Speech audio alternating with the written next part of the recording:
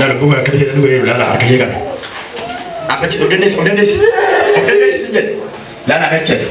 Ini baju tu bila di bayi ni tuan sih kan dah. Aku ni. Orkas kerja orkas. Ada orang cik. Orkas. Apa cik aku mat penatri tu bayi Yesus sih. Apa cik abi dia apa terta? Apa cik? Hati kan akan kukse udah. Maya, ini socosin apa cik? Apa cik ini dia maka kukse. Orkas kerja kan.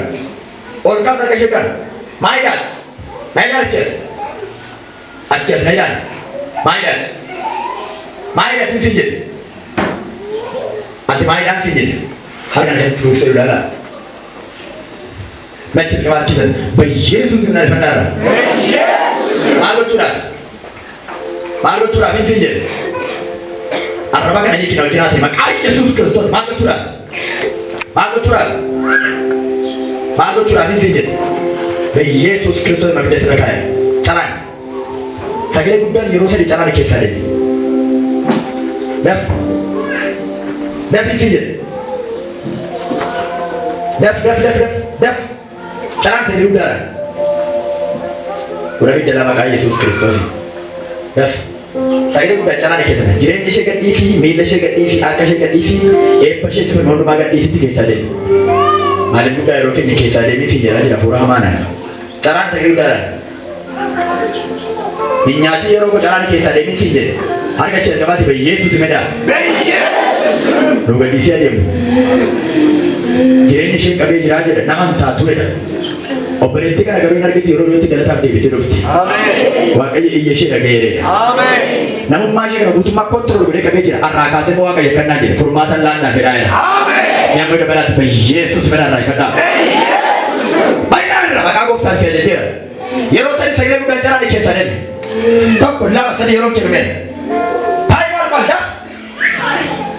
Dah orang cermin maka aku faham suci. Baik Yesus jalan di kisah ini. Saya udah. Sakit bukan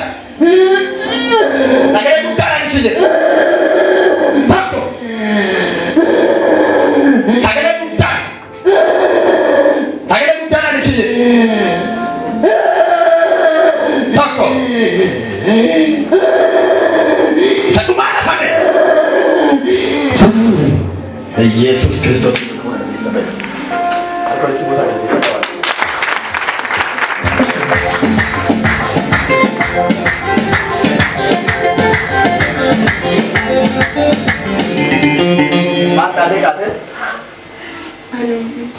आगे गोलकाद में गोलकाद रहेंगे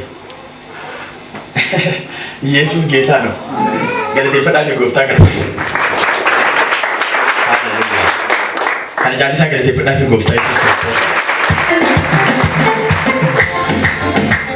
तो चल करके क्या मालूम जितना ऐसा ये रोटी वो दूध गलता अब डेबिट रुफ्ता Mereka aja jadi cara kita jadi jadi wakai.